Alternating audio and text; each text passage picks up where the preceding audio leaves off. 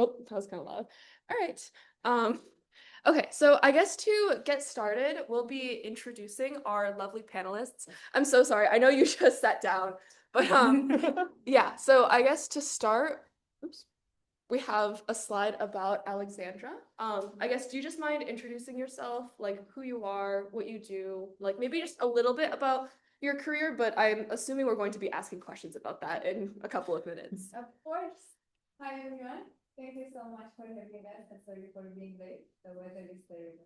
It's terrible. And that's very terrible. Bit about myself. My title is super long. It's super long, not wrong.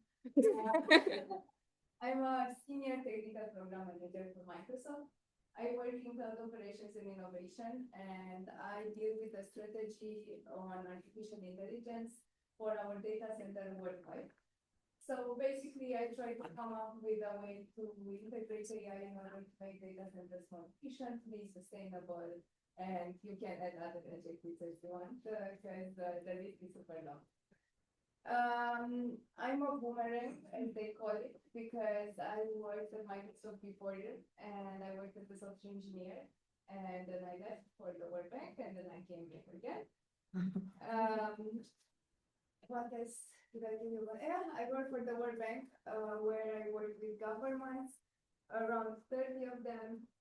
So basically, I work with different countries on different projects on AI, and I help them shape their AI strategy, let's say, for justice, education, so on and so on.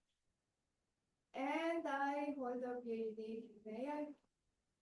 Very cool. That's it about me. All right, awesome. All right, and then we also have Brandon. So cool. I'm not gonna go down that. I'll just keep talking. So, what's going on? I appreciate the invite, and I'm looking forward to kind of hearing those questions.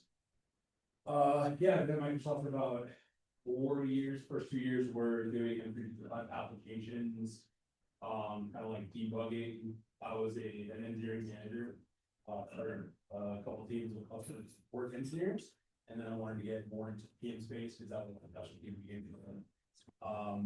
And right now I work in C plus AI, which is the cloud plus the cloud plus AI area clouds, which are cleared clouds that are usually utilized by like different nations, federal government, all that stuff. So I work on the compute team as a TPM, and we specialize in AI automation, compute services, pretty much foundational services, control plane type stuff, across multiple clouds. So I work in, the area cloud, but I also have a lot of expertise in the sovereign clouds that we have, which are managed by specific countries and government agencies. Before Microsoft, I worked in the government for a little bit, and I also worked at Wells Fargo doing data analytics. That was my first introduction into IT. I don't know how I ended up there, but I was there for a couple of years. And that's kind of where I learned to love tech as a whole and figuring out how to properly manage both the engineering side and PM side. Because our communication is very, very different on both sides, and we can kind of talk about that later. And yeah, so I was also in the Army active duty for about 10 years, where I specialize in intelligence. I'm also fluent in Korean, so I have a background in Korean and socioeconomic affairs in Southeast Asia. Really cool. I also went to Yonsei University in South Korea for 2 years. So I think I put that on there. But yeah, I'm currently a student at Boston University. I'm a master's in forensic psychology and a couple of bachelor's degrees. Like you must be writing for you. Yeah. Oh. Wow. I think I love this about. All right. Okay. Well, actually, yeah. Yeah, well, thank you so much for those introductions. That is honestly really interesting. I think like just both of your backgrounds. So now we just like to kind of open it to our Q&A time. We have a couple of people online. So if you're online, then you can just send questions in the chat. I'll be monitoring that and like asking that out loud. Otherwise, we also have just people in person. If you have a question, then I guess just like raise your hand. I'm sorry. And then like, I guess we can just have that sort of back and forth. I guess to start, does anyone have any questions to start? Because if not, I think Jack also has a couple. We have a couple base ones if people want me to break the ice instead. I'm assuming that's the vibe. I'm getting a lot of eyes. All right, cool. So we're gonna start with a really classic question when it comes to kind of these things. So we spoke a little bit about what your backgrounds are, but something I think people are really curious about to get to know is especially kind of coming out of college and things like that. How do people find their way into product? And on that as well, if you didn't really see product as kind of like the end goal of everything, how did you prepare yourself from where you were before into transitioning into product and pivoting your skills and career that way?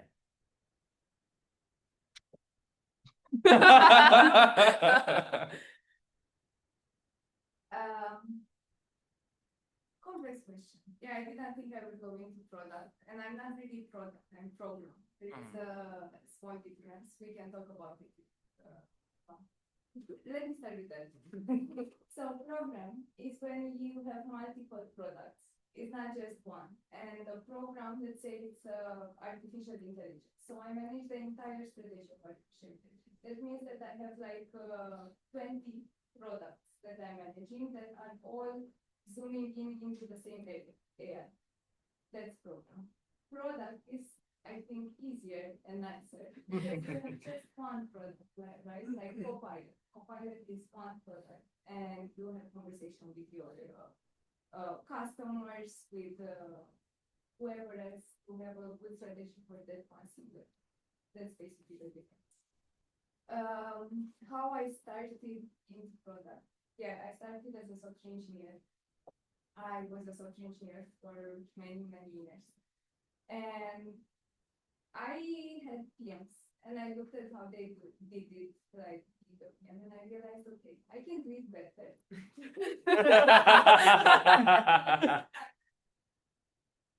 One, because I'm technical, right? So I come with a technical background, and it's easier for me to kind of grasp how complex a project is or it isn't.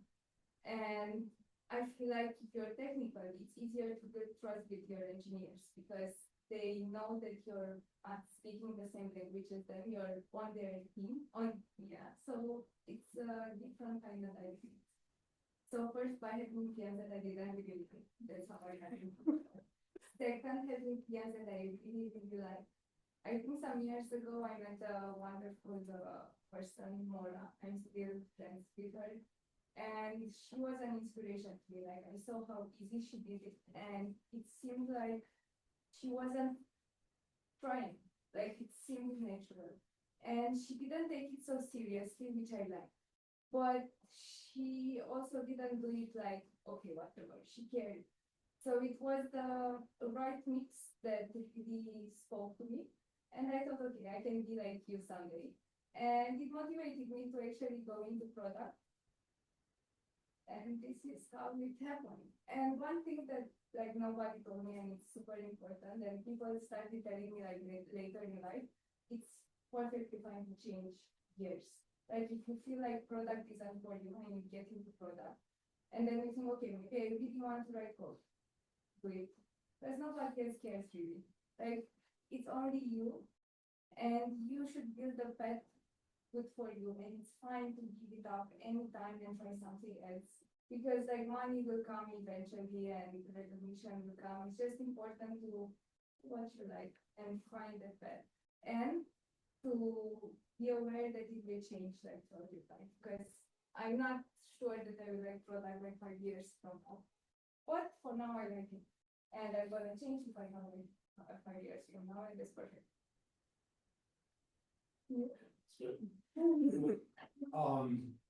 So yeah, ultimately getting the product initially coming from, I went a bit of an unorthodox route where I didn't graduate high school and get into college. I joined the military, kind of did that. I would say I started more as like a project manager, because in the military you do a lot of things that are set in stone as far as process and procedures.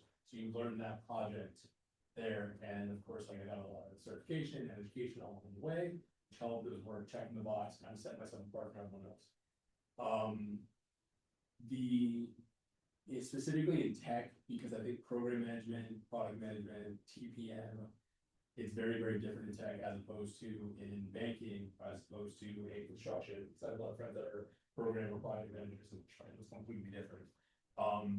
Even being a TPM as opposed to a program manager is definitely more macro. And then it's TPM, which gets a little bit more granular, where you learn the technical aspect, a lot of things, and then product managers, which are the specific products, software, services that we ultimately manage.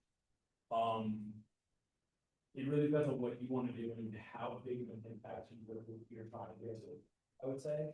But I think working your way up is always a good thing, you know, doing project management, kind of learning the ins and outs and proper sprints and scrums and the way to do things and waterfall, agile, and getting different certifications in that aspect. And then if you want to get more technical, then of course, I mean, you're all way more technical than I can be. So get those certifications. And then little by little, no one leaves college and then become like a high level program manager. It's, I mean, it does happen sometimes, but at smaller companies, I would say, or startups. So if you're really trying to get into it, it's, I would say the education, which y'all already have, the certifications, which I'm sure you already have, networking, and then learning the ins and outs and learning from people who are in the industry, which is, I'm guessing, is why we're here. So what's up? Yeah, it's kind of like what Alexandra said. It's what you want to do, and you shouldn't be married to one specific thing. You can always kind of divert your attention and your wants and needs and your loves into other things that make you happy at the end of the day. Awesome. Yeah. Hey, anyone want to take over or shall I keep going? Perfect. This question is for Alexandra specifically, actually. No. Sorry. You mentioned you were in software engineering first. Are you, like, looking back, do you think it helped you a lot that you were in software engineering first? Or now that you're a PM and you like it for now, do you like wish you would kind of gone more straight for that? Or like, do you think the background in software engineering helped you? I think it helped me a lot. First, because like coding for a number of years really helped me get the experience that I needed to have a conversation with anyone. And now I'm not intimidating, like talking with someone who's 60 years old or someone who's like just getting out of university and talking about the project on a technical perspective. Like I feel like nobody has nothing on me anymore. Because I built that experience and I can talk the language. Without being a software engineer, I think it would have been harder for me. And I had fun. Like even when I was a software engineer, I was never that software engineer that like spent the nights to code something and really enjoyed. No, like I worked what I had to do, and at the end of the day, I watched a movie. I went out and enjoyed life, and that was perfectly okay. Now, actually, as a PM, I would rather stay out late and do PMing stuff, which means that I really like it, but I don't. So yeah, long story short, it helped. I don't regret it. I would do it all over again. Thank you. Just to add to that, sorry. Oh, yeah. Best PMs that I've seen are people that came from engineering. So, yeah. All right, we have one question from the chat here. So we have a question. What are the most overlooked project risks that you've encountered? You go. Kind of like what we talked about earlier. The project risks, I think it comes around to timeline and budget. Those are the two main things.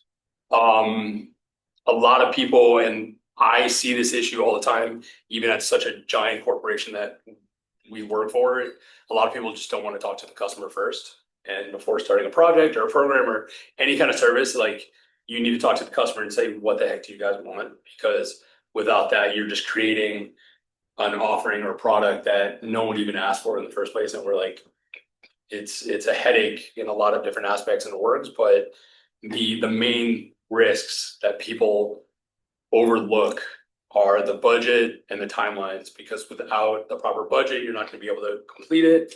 And without the proper timeline, you're not gonna be able to complete it on time.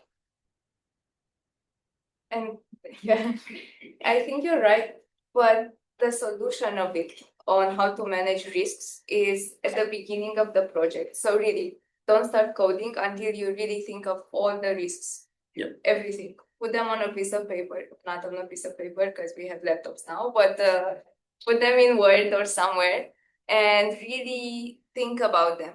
And if risks appear and you didn't think of them, the solution is to build trust. Just like Brandon said, people are uncomfortable really talking with the customers, but if you build that relationship with the customer, it's much easier, even if a risk comes and you didn't see it, to just say, hey, like this happened, let's have a conversation about it. And we are all humans, risks happen all the time, like life changes. It's okay if you build a trust with your customer. Awesome. Got another question in the room, Maria, yeah. Yeah, I'm Maria. Nice to meet you guys. You mentioned that people at Microsoft can be a little reluctant to talk to the customer directly. So I assume you both interact with the customer base. What does that look like? What kind of customers? Just kind of everything. You want me to take it? Okay. That's such a broad question. I appreciate the question. It's so broad because customers are so different depending on what country you're in, what cloud you're operating in. If they're government, and even in the government, let's say, it depends on where they work and it depends on what department they're in. So it's kind of getting down to the nitty gritty of learning. Every customer you talk to, you have to learn your audience. You have to know how they communicate, because a lot of them are a lot more aggressive. A lot of them will, like, have no filter, like myself, so it's fine. A lot of them are very technical. A lot of them are not technical at all. So you kind of have to, you have to make that effort to talk to them and learn about them. And then you base your entire project or your entire goals off of how they communicate and how they want to talk to you in the first place. And then you just build a rapport. But I think it just really depends on figuring out your customer. Do you have like an example you could share? A lot of myself I can. Can you? Yeah. Okay. So my customer is different. I work in the CTO office and my customer is like the CTO herself and her leadership team. Sometimes it's difficult, especially in the situations where something isn't going according to the plan. You have to communicate it with the customer.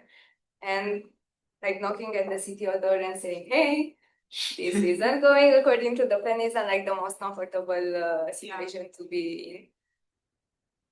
But it's important to do small talk, to set the ground, be human first, have a 10-minute conversation about like the weather, about her children, about what did you do during the weekend, I don't know, like small talk. And then bring it up in a manner that she would listen to, right? Like know your audience, just like Brenda said. CTO doesn't have time. Succinct, to the point, A, B, C, D, and then God, that's my job. And I'm thinking, this is my job, it doesn't matter. At the end of the day, she'll go home and be with her family, and I go home and I do me, so whatever. So that's what I think about. So I can say just from like one of my customers is the Air Force. So the military, the IT department, every one of our customers has a CSAM, or they have a few CSAMs, which are like customer support people that are like account managers that are actually like there. They're supposed to go through that. A lot of times they're more of bulldogs and they're more aggressive. So they'll like message me directly or email me or call me. And I'm just like, you have to go through the proper channels. And they're just like, no, I want it now. And then I kind of have to like sweet talk them off the ledge because they're like really hot headed. And I'm like, no, it's okay. And then like compliment them a couple times. It's know your audience. And then at the end, they're just like, oh yeah, maybe I was overreacting. Sounds good. Let's have a meeting next week. Stuff like that. Sweet talking to military was Sometimes you have to, like I said, know your audience.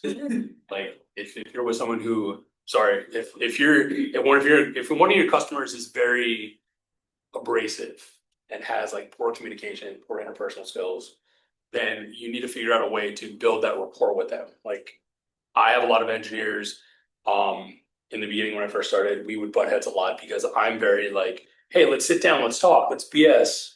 And then we could put our heads together and figure stuff out. And a lot of them are just like, leave me alone.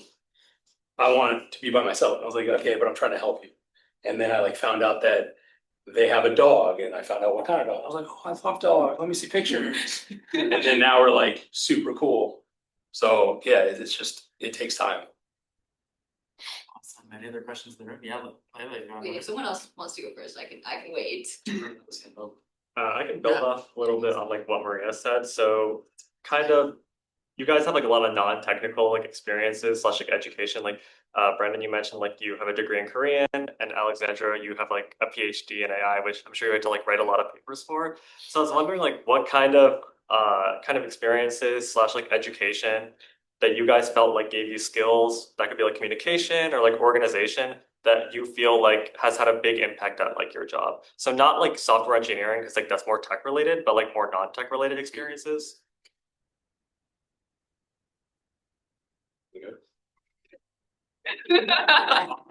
So I would say, and it's going to sound really bad, like we're the fact that we're on a college campus right now, but I think having a degree is just the start of everything. A college degree doesn't make you who you are, and it should not. I don't know, like I've met the best engineers that don't have college degrees. I've met the best artists that don't have art degrees. I've met the worst doctors that have medical degrees. So I think it's like obviously a mix of EQ and IQ, and you have to have a drive and ambition and interpersonal skills and want to actually do something, because every single person will have a degree and be like, oh, I got this degree. Like, give me. But like, what else have you really wanted to do? For me, I don't know why I got so many freaking degrees. Yeah.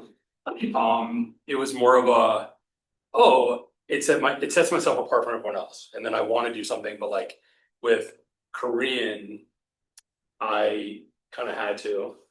And then when I got out and I did my undergrad, I, like we talked about with like testing out of things, I graduated my bachelor's with over 200 credits because I like just wanted to test out on everything. So even if it wasn't applicable to me, I was like, oh, organic chemistry sounds great, but I don't didn't need that.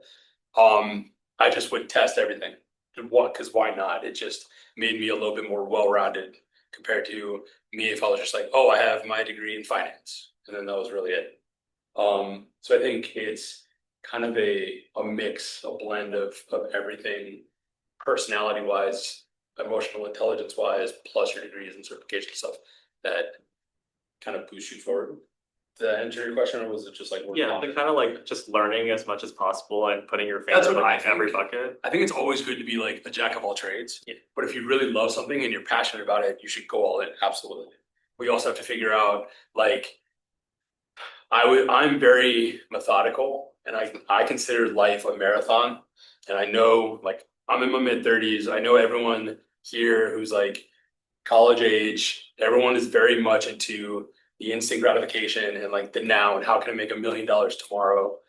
And you can tell me I'm wrong, but I know I'm not. I have a 22-year-old sister. She thinks the exact same. And it's more of a like, okay, what are your 5-year goals? What are your 10-year goals? 15? And it's like, yeah, getting rich. Like I wish I invested in Bitcoin 10 years ago. Sounds great. But that's not gonna happen for like the 99.999% of people. So it's like you kind of have to go through the motion, but when you think about that, what else can you do that sets yourself apart? And that's kind of where my head's at. Like to be a jack of all trades, just learn everything, be a sponge. For me, it's extracurricular activities. So in universities, I was part of societies, I organized external events, I'm an introvert, so it didn't really feel natural to me. And I couldn't say that I enjoyed it at all times. No. So right before like I went out, even now, I'm still trying to convince myself what else can I do, like what excuse can I use to not go? But I still go. And I think like doing things that make you uncomfortable is very important in life. So extracurricular activities and things that make you uncomfortable. At the end of the day, it will pay off. Okay, thank you. Yeah, any other questions around the room? I'm so sorry, I can't, all y'all are on live, recess or yes, anyone else? Is that a hand? I think that's great. Yeah, perfect, hit it. You both mentioned just like learning a lot from like trying out new things, but also earlier, Brandon, you mentioned learning from other people. And so as a manager of managers, both of you, who do you go to keep learning and what do you try learning from them? And also as, I think you're both mentors for Hack4Impact, right? And so what do you wish the people that you're mentoring were coming to you to learn? I go to my manager when I want to, I don't know, just for advice, because he knows the team best, right? Clearly my manager. But I was actually talking with my therapist about this. I feel like I have many mentors in my life. And it's not like they are mentors. Like, I hate the word mentor, by the way. I feel like it puts pressure on you, and mentoring, like, what, why, how? No. I feel like the best mentors are the ones that don't want to be necessarily mentors, but are like your friends, and you get to hang out with them and you appreciate them. And even if you don't want to learn something necessarily, you start picking up small things that you do and try to copy it subconsciously. That's what I do. So my mentors, I feel like, are some of my friends and my manager, because he has to be. He has no choice. And yeah, and my therapist. I would say with mentors, it should never be just one person in your life.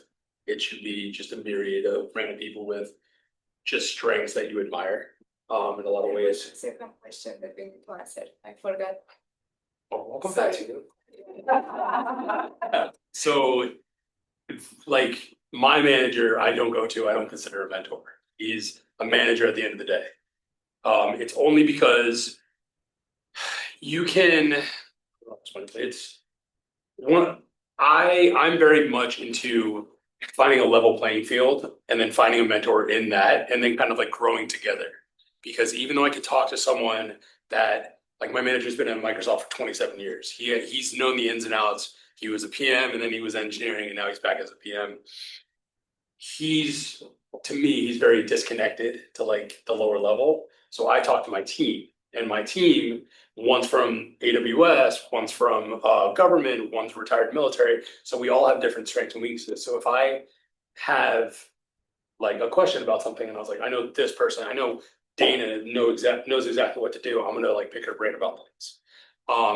So she's a mentor in a particular way. And then there's a ton of people that I look up to. Like, I have a lot of very good friends that there's things that I would never ever ask advice on for some things, and then there's things that I would ask because I know that they're passionate about it, and their passion makes me passionate about it as well. And then as far as being a mentor here, I'm also a mentor in like 4 different organizations. I love talking with people because that's kind of one of the things that I think I shine on as a PM, because I love talking to people, kind of figuring out where your head's at, finding out your goals like that. I'm still in the Army Reserves. I don't need to be, but it's like, I like leading people in a way. So it's more of I want you to reach out to me and be like, hey, I have this question, this.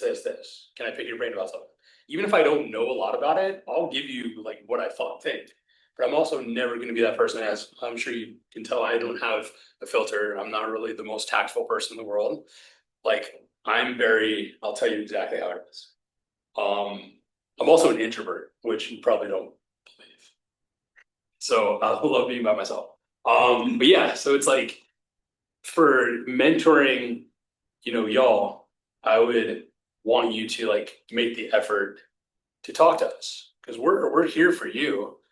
If like, I can't help someone that doesn't want to help themselves, that's the biggest thing. If someone doesn't want to talk to me, great, no shirt off my back. If someone wants to talk to me, I'm all in. So I'd say, don't reach out to us. if you feel like, no, really, if you feel like, I don't know, maybe we don't resonate with us, what we are saying doesn't really stick with you, or don't. It's no, really, I feel like it's a waste of time from both ends. But find people that you resonate with. Uh, Tell us a bit about you and ask us, hey, I'm looking into this. Do you know someone that you can connect me with? And maybe we can facilitate a connection. Or like in university, if you think like somebody is cool and is worth looking up to, inspiring, reach out to them. Worst case, don't make a connection, life goes on. Best case, you make a connection and you have not a mentor, but someone that you can relate to for the rest of your life, and that's the biggest win of the university. So great. Awesome. Yeah. Was it just oh yeah, wait. I think you two. Oh yeah. Yeah. I wanted to ask a little bit more about, I guess, the distinction between like a product manager and then a technical PM, because I think Alexandra, you mentioned that you're a TP, so kind of going into that. Yeah, I think I brought up, I talked to kind of like glossed over this, but from a program management side, program management is very macro, it's very large, and then it kind of trickles down, and then the TPM works a lot of like the services and has a little bit more of a technical aspect with it. The product manager, usually from my work, it's kind of flopped. But it usually goes PMs, like program managers, technical program managers, project managers, and then product managers, because the product managers specialize their SMEs on that particular product or offering or service. And then it kind of goes up, and then you have the TPMs who manage, like right now I manage 27 services. And then each of those services has, let's say, 5 products and 5 offerings. I'm also the product manager for all these because no one's below me. So I'm ultimately on an eddy, and that's kind of why I think our org is a little different. I know a little bit about a lot, whereas my counterparts in different clouds, the TPMs is a team of 5 TPMs, and they specialize in one product. So they're kind of product managers, but also TPMs. And then it's me specializing in 150 offerings and products that I have to do everything myself. And it's like a lot. But that's kind of just the hierarchy of it. Does that make sense in your org? Yes, then no. I feel like every org is different, Yeah. really. Everyone understands something else out of a TPM. Also, software engineer has a different meaning depending on a team, because sometimes software engineer, you are also a UX designer, also a PM, so it really depends on the team that you are in. In my case, I have the title technical because I'm working with data scientists, software engineers, and I'm developing a technical roadmap. Like I need to understand AI algorithms, software development lifecycle. Otherwise, I wouldn't be able to do my job. So I need a sort of a technical something in order to. Yeah, so I'm the same. I'm also a TPM. But like at Microsoft, there's no such thing as in our org, there's no such thing as a TPM manager. Like my manager is a program manager. So, and then above that, obviously it's like partner and stuff like that. But my team consists of 2 TPMs and 2 product managers. We do pretty much the exact same thing, but the product managers focus more on planning while we dive a little bit more into the technical details as far as features and roadmaps and stuff like that. See anything else around the road? Yes, I'm good. Two questions. One, so what are your likes and dislikes about the agile development cycle? How do you deal with issues like scope creep? And the second question is, can we hear you speak some Korean? I'm not drunk enough. I'm gonna say no to the second. We could jam out to K-pop, whatever. So I would to mitigate scope creep, I think just to make sure that you're on time management. That's the biggest thing. Time, like I think one of the reasons why I've done so much in like education and certifications and stuff like that is the busier I am, the better I am at time management. Like I love being busy. And I also thrive in ambiguity. Like I love chaos. And that's kind of what we do on a day to day. But the biggest thing is communication. A lot of people fail to communicate properly and understands communication styles, both from the engineering side, the PM side, the customer side. And I think making sure that everyone's aligned all the time without micromanaging will negate scope creep and, you know, chaos going forward as far as a project or a program. Nothing to add on scope creep, I think you said it beautifully. Just one thing with agile. I don't think the agile methodology applies the same for everyone. Yes. I think it's very important to tweak it a bit and make it unique for your team. Really see what works and doesn't work. And if it doesn't work, it doesn't matter that agile methodology said that you should do it like this, whatever. Do it how it works for you and your team. And that's fine. I got one more thing to add. So that's one thing I think the newer generations are really, really good about thinking outside the box compared to the older generations that are very structured in their ways. So if someone has been doing agile for 30 years and one speed bump happens, that they lose their mind because they don't know how to navigate and kind of take a step back and be like, okay, what should we do now? And like they're not as flexible. It's really interesting to see a PM that's like 25 compared to a PM that's 45, and they'll start butting heads about something, and it's because they're like, oh, there's a blocker, and the 45-year-old has no idea what to do. And he's like, just get rid of it. Oh, well, yeah, okay, cool. So it's also that. It's like kind of what Alexandra said. Don't follow the process wholeheartedly all the time. Like it's gonna ebb and flow and it's gonna be flexible. Just stay fluid with it. I'm gonna- Alright, anything else in the room? Hi guys, my name's Harshita. So you guys both mentioned like changing your careers and pivoting. So like, how did you know that it was time for a change to pivot to product? You go. Honestly, so I got into tech because I was tired of traveling. I wanted to kind of relax, settle down a little bit more. I wanted stability, which is not a thing nowadays. But I just wanted to get into tech, and with me having like I talked about very client facing. Being a TPN or being a PM is the best thing. I'm not nearly as technical as like obviously engineers, and I never ever want to be.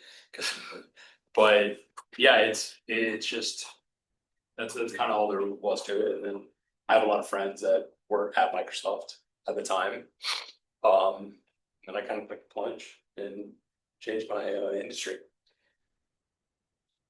I don't know if I knew necessarily. I think the transition for me was more natural because I worked at the World Bank and I worked in technology and innovation office. And our goal was to really innovate, like meet world leaders and try to build something out of the box for them, innovate. And I wrote code for them. I created prototypes in like 2-3 days, and it was fulfilling. But then I had the presentation part where I had the opportunity to demo, talk about it, and that really brought me joy. Also, being at the table with them and having the chance to interact with them, getting to know their needs, also brought me joy. So I kind of took some steps back and tried to think, what brings me more joy, writing code or like having these kind of interactions? The answer was a bit obvious, so I discussed internally and said, I want to write code a bit less and I want to do these kind of things a bit more.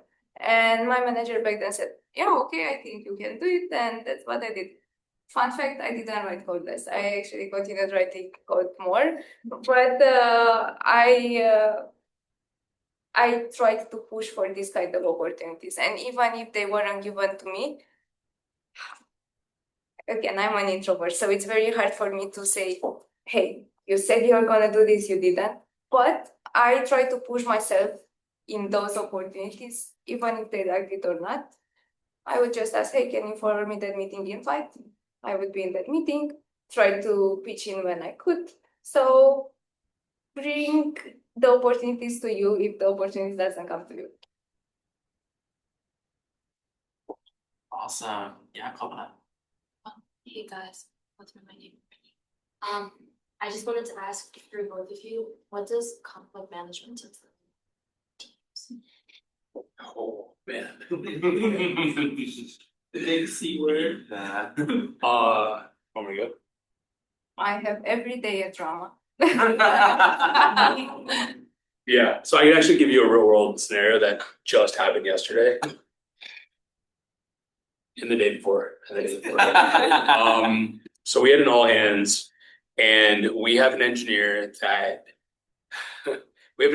that is very much into like doing things that shine the light on him from higher up in like a good way, but like throwing people under the bus. So he has a reputation for doing that. We had an all hands with 350 people, and he cut off one of our partners and said, "Hey, I have a question. What do PMs actually do? Because it seems like they don't do anything." So immediately, so he's actually on the compute. He's one of the compute engineers. He's not one of my engineers because I would flip, but he's my teammate Dana's one of her engineer managers. And she messaged me immediately, and she's like, "WTF?" And then a bunch of engineers messaged me, and they're like, "He doesn't speak for us. Don't listen to him." And it ended up like being like 10 different threads and teams, and like it blew up and it snowballed. And a lot of people started defending the PMs in the chat, and they're just like, "They do this. Shut up," at the end of the day. And he didn't say anything.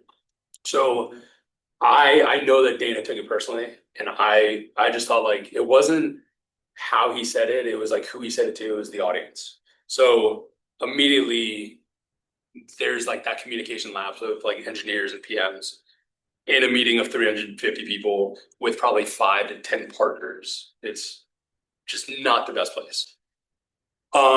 So I messaged him on the side, and I said, "Hey, this is like where the conflict management and resolution comes into play." Instead of messaging it in the all hands, I messaged him private, and I said, "I would love to give you a brief on what we actually do on our roles and responsibilities and how we can improve engineering lives and how we can help you going forward." And he said, "That sounds great." I'm like, "Cool." And he said, "Can I invite one of our other engineering managers?" I was like, "Absolutely. I talk to that guy all the time." Cool.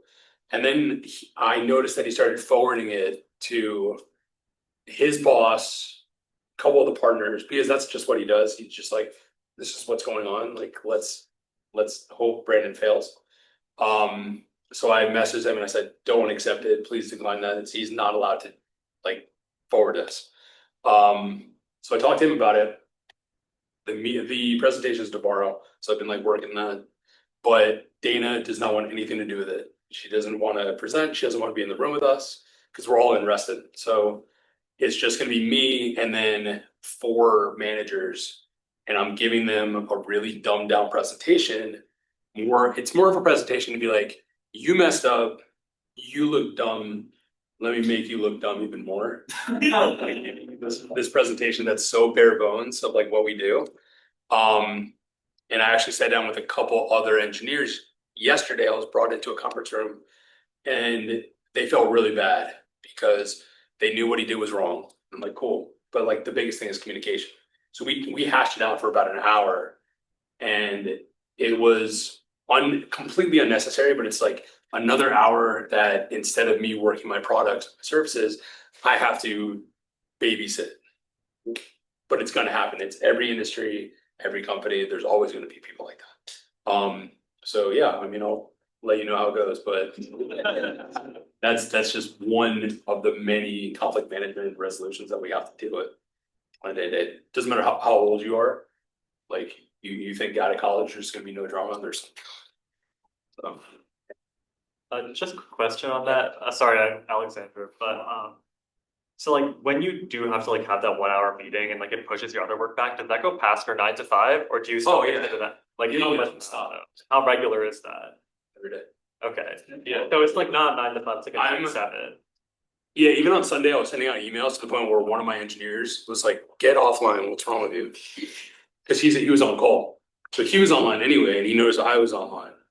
But like sometimes, if and that's a good thing about working for. I think like so when it comes to positions and jobs, people don't really leave their job; they leave like their management.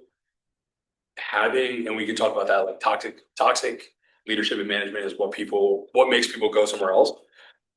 My management is really good to us because we're autonomous, we get our stuff done, and that's all that really matters. So like if I dip out at 2 p.m., then like they know that I'll do my job. So even if it's on Saturday or Sunday or at night, but I'm like my Teams and my Outlook and everything are on my phone, I'm always like messaging. So if I'm on my phone, it's usually always work. I don't recommend that, by the way. Like it's really, really bad, but I enjoy working. I enjoy getting stuff done. That's the biggest thing. You So shouldn't. I know I shouldn't. I know it's wrong. I'm not saying that everyone should, but it's more of it's like what in my mind, why not? If I'm already on my phone and like someone pings me asking me for something and it's somewhat time sensitive, like I will always respond, I will always email back. Even if it's a Saturday or Sunday, if I'm out of office, I still do the same thing. I've gotten in trouble for doing that. I really don't care. I'm just gonna keep going. I have a different perspective. I would never message on Saturday and Sunday, like never. And I do work 9 to 5, because like he said, it's very true. Like if you finish work at 2 because you have something to figure out, then it's just normal that you compensate like sometime else. But if I work 9 to 5, I will stop at 5 because this kind of sets an example for the rest of the team, especially if you're on a management position. If people see you stopping at 5, all of them will stop at 5. If you work like crazy on a Saturday and Sunday, then you're setting this example and you're saying, hey, it's okay to do it. No, it's not okay because we have personal lives and stuff going on and stop working on Saturdays and Sundays. Not gonna listen to you, so it's. Okay. Yes. Yeah, let's go to Rachel. Yeah. Hi, my name is Rachel, and my question would be, what has been or is your biggest challenge or struggle as a PM, and how have you overcome it?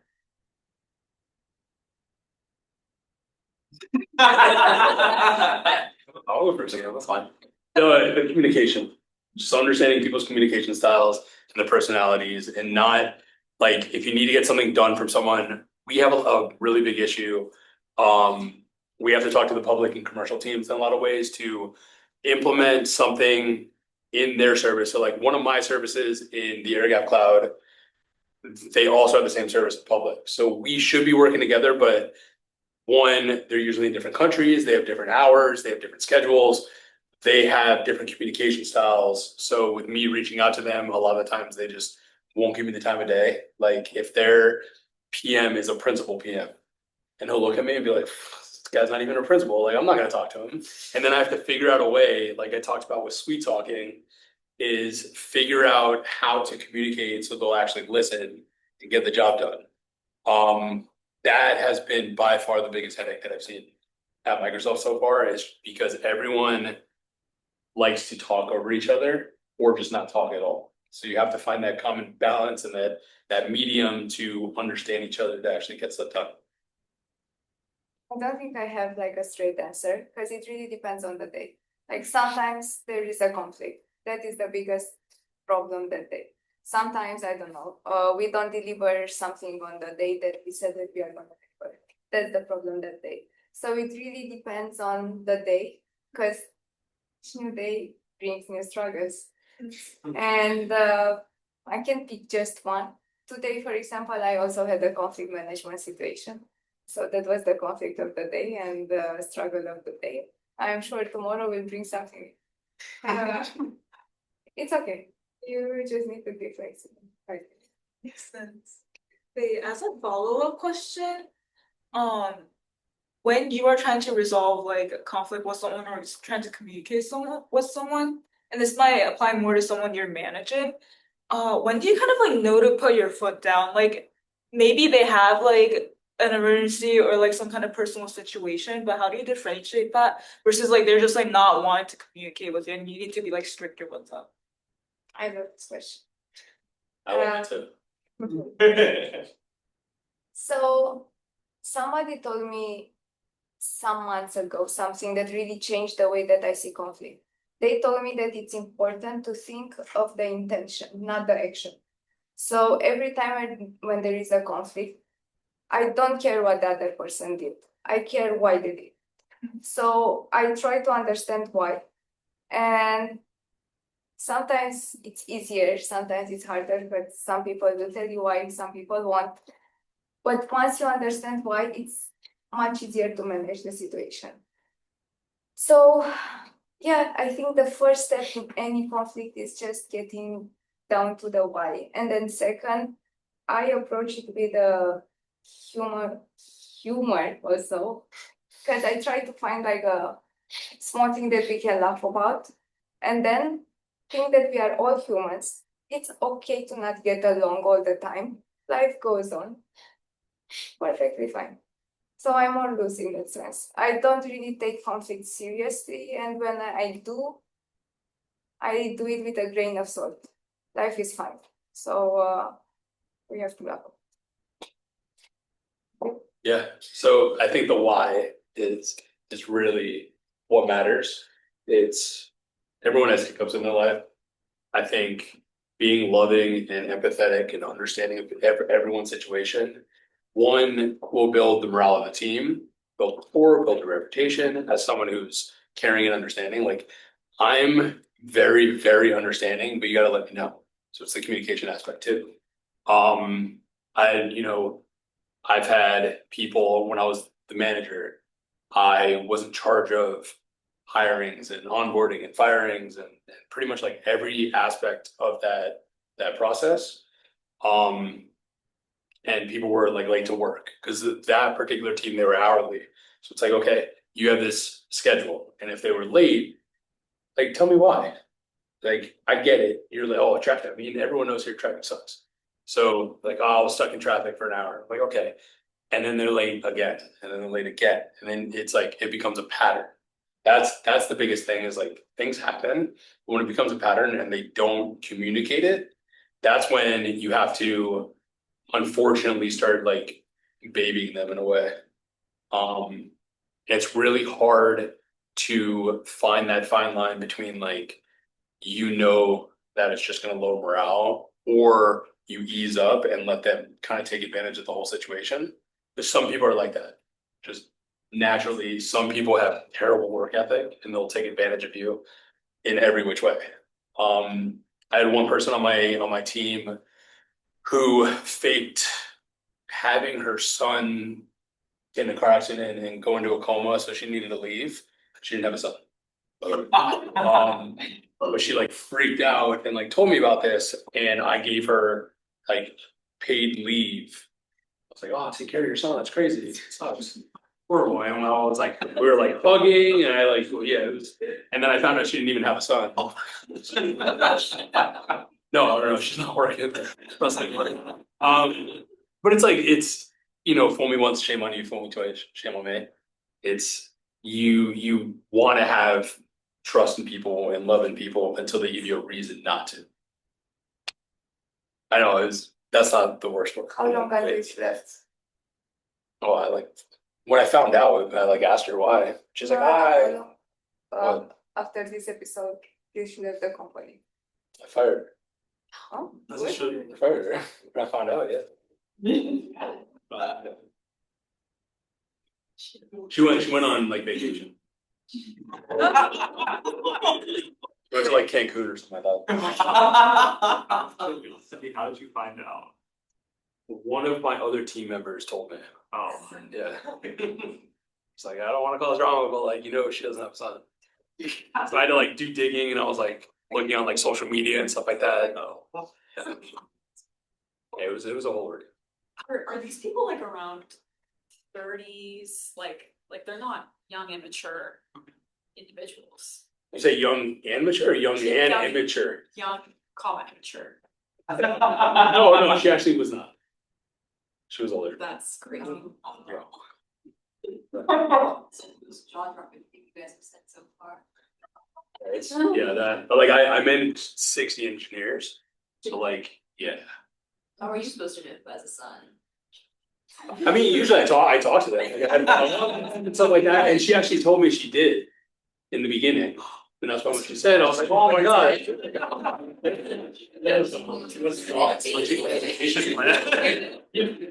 wanted to leave early that day, and then she's like, I can't come in tomorrow. I was like, I got you. Like, okay, don't worry about it. I'm so sorry. And then she hung out and came through. Yeah. So. It's going to be so entertaining for anyone that watches this recording. So like just wait like a bit, like it'll get really good. Anything else around the room? I think I was talking about you. This is for Alexandra specifically. So you said you work in AI with Microsoft, and one of the things you all do is managing or working with data centers and keeping them sustainable. What measures are being taken to keep data centers sustainable? Because we all know they are not the most. I can't really get into the nitty-gritty. Okay. Because it's very confidential and data centers are super confidential, but you can read sustainability reports that Microsoft produces every year, and not just Microsoft. All big tech companies produce this kind of sustainability reports on what we are doing in response to the environment and the action that we are taking. One is water. So the consumption of water, especially in some regions, is ridiculous. Like really the care and consideration that we give and really look at each liter that we consume and how we can circle it back. We do a lot of things. We have some indices on water, like water, I don't know exactly how is it called, that we measure each year and we are constantly monitoring. And there is a pledge by 2030 to be carbon neutral, I think it's one, and then it's also water something, not neutral, because you cannot be neutral, but something regarding water, which is interesting, yeah. So water is kind of what keeps us busy these days. It's a really trendy topic. Yeah, awesome. Lila, did you still wanna? Yeah, I think you were mentioning that you work with a lot of like non-technical clients too. I think a lot of us in our roles, like we're working with nonprofits and a lot of them are non-technical. So do you have advice for communicating with a non-technical client, like making sure like you don't get like lost in translation or that you're like trying to like speak technical things to them without like coming off confusing? I think is the technical aspect of things, so you already know the high level of it. If you could dumb it down for yourself and then give it to them and kind of like regurgitate the kindergarten level for them, because at the same time they only really care about the impact. So it's like, hey, we could do this. This is what it's going to do for you. That's all they really care about. So even if you take out the technical aspects, you can ask them what they want, and then they'll tell you. And it's ultimately up to you because I kind of have to do that too. They'll talk to us, but that's why I always bring in a couple of my engineers with me in these meetings. So it's like myself and my client, and then I have one of my lead engineers. And at the end, I'm just like, "Did you get that?" And he's like, "Yeah, we can do this. Cool." And then I'm in a way like the medium between the two. So talking with these nonprofits and people that aren't as technical, I think everyone here has really strong interpersonal skills and like conversational skills. So since you already know the higher level, like I said, you should be able to just kind of numb it down or And I think active listening is really good. So if they talk to you and you kind of like relay it back to them, so they're understanding what they actually said. Because I mean, I do it too at work, where I'll like say something technical and they're just like, "The hell are you talking?" So, and then I'll like just put it into sub areas, and they're just like, "Oh, it's this. That's what you're talking about." I'm like, "Yep, that's exactly what." So just do it with them. That makes sense, thank you. Yeah, of course. All right, anything else around the room? Yeah, Clara, that's it. Hi, I'm Claire. My question for you guys is what motivates you to do everything that you do?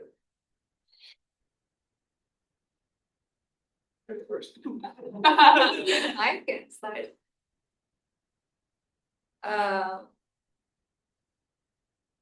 I like seeing people around me happy. But I realized that in order for people around me to be happy, I need to be happy. So first, I take great care of myself. Like I try to go to the gym, exercise, think about my mental health, to read, do all this stuff. Once I'm in a good place, I feel like I'm equipped in order to be motivated and really do what I want to do. And that is to work with people that are happy and motivated just like me. So I try every day I have an intention book and I put like 3 things that I want to achieve that day. It really changes from day to day.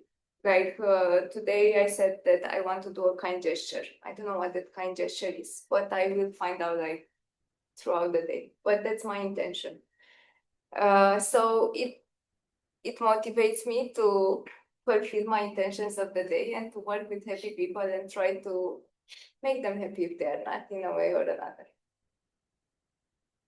Yeah, pretty much the same. I like doing things that I feel like I'm making a difference in my life, my personal life, my career, just the world in general. So I think a lot of stuff that we do genuinely helps our customers.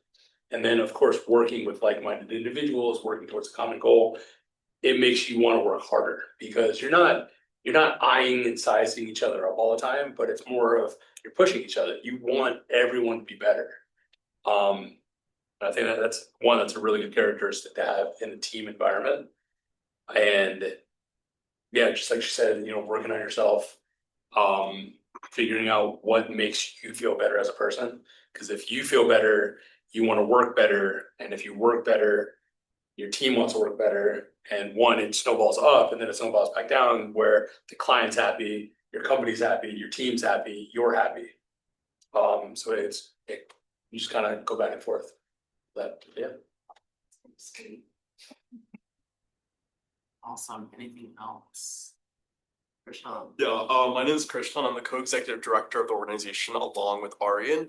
And something that I really liked about your responses, Alexandra, is that you like to take everything on a day-to-day basis. Like with conflicts, you kind of confine them to your day. You say, there's a new day coming, like everything, we'll be fine, but like there's a new conflict every single day. And as college students, we do a lot of things at once. So it's very easy for the days to blur with one another and like conflicts keep like escalating, things start snowballing, and we all get stressed out. So how do you develop a mindset in which you differentiate each day and start off on a clean slate? I love the question. I recommend a book that I read recently. It's called The Next Day by Melinda Gates. Great read. I think it's intended for people in their 20s. I loved it. And what I do. So it's quite hard for me to refrain like from scandal or whatever. That's like, just like you. Like when somebody pisses me off, I feel like I'm gonna kill you in the next 5 minutes. But then I will think, is this mine? No. Will I feel the same like tomorrow? Probably not. So I like whenever there is conflict, like somebody messages me, it's something that is silly. I sleep on it. I never reply. I don't reply that day. I take a day, I think of it, sleep on it, and then the next day, I feel like I have a more mature side to approach the situation. And I do it more at ease because I realize that, okay, my life goes on, nothing happens. And I ask myself, what would my therapist tell me? And that question also. So not approaching conflict right away, sleeping on it, and yeah, thinking about someone that you appreciate on how handles conflict and asking yourself, what would that person do in this situation? Thank you. Can I also add to that? Yeah, of course. Hello. You are. So aside from this, I also mentor juveniles at juvenile detention centers, and I also mentor at-risk adults who have like had some kind of past that want to get into like working and stuff like that. And the biggest thing is like y'all are college students, you get stressed. Don't like find something that you love.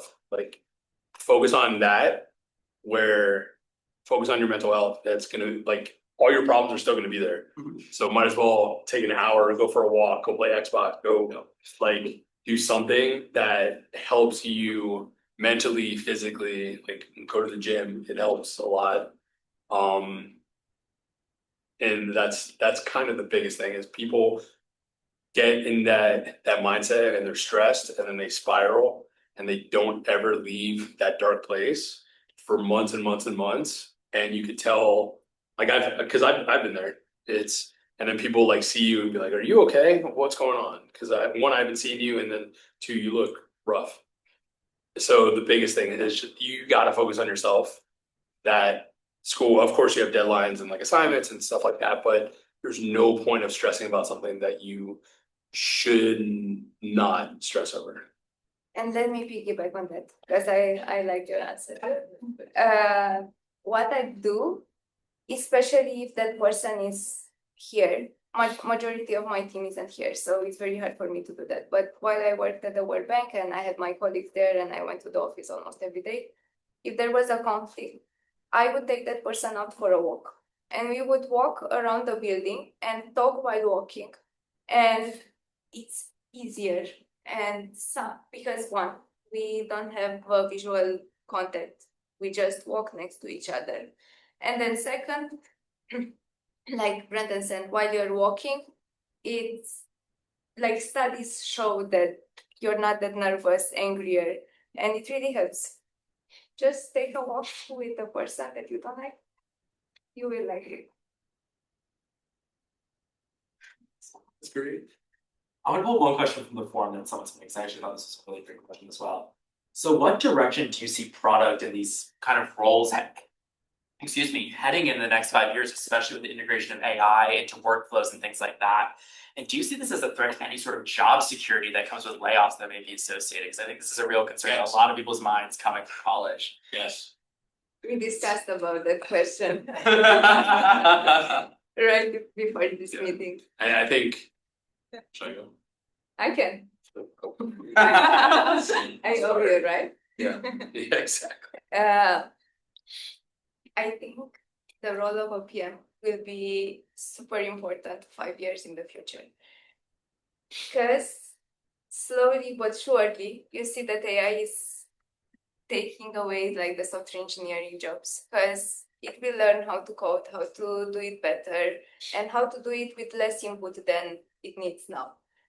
And I think you need to be someone who knows how to use AI, knows how to prompt, and knows what to ask and how to ask in order to get what you want.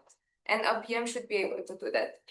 Now, I have my doubts if the role of a PM will be the same as it is today. I don't know that, and I think no one knows. I'm not even sure if it will be named PM or it will be something else, but I think the core and the basis of what we do will still be helpful to redefine our role, even if it's not going to be a PM like 5 years in the future. And I think we are still going to be very much needed. Now, 20 years in the future, I'm not so sure, but like 5 years, I think we are gonna be still here and doing well. I think PMs are always going to you're always going to need that human touch, especially for something that is client facing. And AI is great. It's kind of, it's great, but at the same time, it's not. It's like it makes things easier, but it makes us lazier, as I'm sure everyone's seen in college, at work. We were told by our work leaders to use more AI. And then a month after that, we're like a bunch of layoffs, and they're just like, "Oh, we'll keep using AI. It's great." So it made people reluctant to use it, but we use it on our every single day, because it should be a complement to your job and your life. It should never be a supplement. You should never use it solely as this is it's basically just going to do my job for me, because people will catch on. But yeah, for a 5-year span, it's going to take a lot of the busy work per se that we do, and it's going to lay it out, but it's still up to humans to properly QA, QC what the AI has implemented for us and what they've done. Because now, even in like Outlook, I can say, hey, who should I email this morning? And then it gives me a rundown on everything that's happened over the last week on you should email this person about this. Is it right 100% of the time? Absolutely not. So it's good that I'm not copy and pasting everything. But will it get there in 20 years? Yeah, there's no doubt. Within 20 years, I think the industry, every industry is just going to change. In every aspect, and we're just going to figure out a way to work alongside AI and be productive, still being a productive member of society, but AI is going to take over a lot of our busy work forward. And there are new jobs coming. 5 years ago, I haven't heard of the job called futurist, but now I have friends who are futurists and do this as a full-time job. AI manager or something like that. Yeah, if you haven't heard of it, futurist is a real job. And there is the Future Institute, which is a super serious institution that trains you on how to be this futurist. And yeah, there are new jobs coming that we didn't think about, and I think there will be more. Awesome. All right. Anything else around the room?